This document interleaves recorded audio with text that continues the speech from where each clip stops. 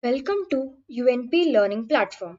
In this session of Microsoft Excel, we are going to learn how to create a new Excel file, how to save it, and finally how to close the Excel workbook one by one. First of all, I will show you how to open a new Excel file.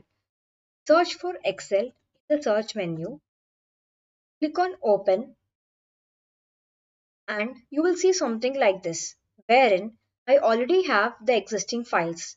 Here I have the option of New Blank Workbook. Click on it and a new blank workbook opens. Now let us look at how to save it. In here we have two ways to save it. The first method is to click on the file option, the tab list, and click on Save As.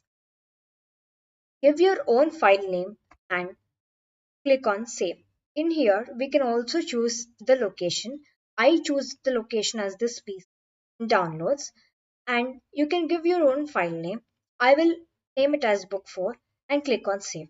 Then it will get saved. For now, I'm not saving it. And the second method is directly click on Ctrl S in your keyboard or keypad of your system.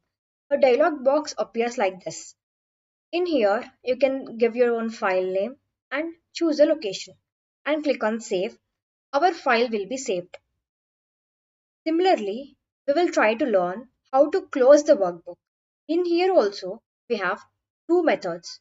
First method is to click on Close button, which is at the top right corner. If you click on this button, the workbook will be closed.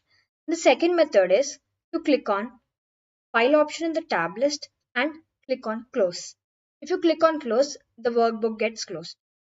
This is all about today's lecture. See you in the next lecture. Thank you.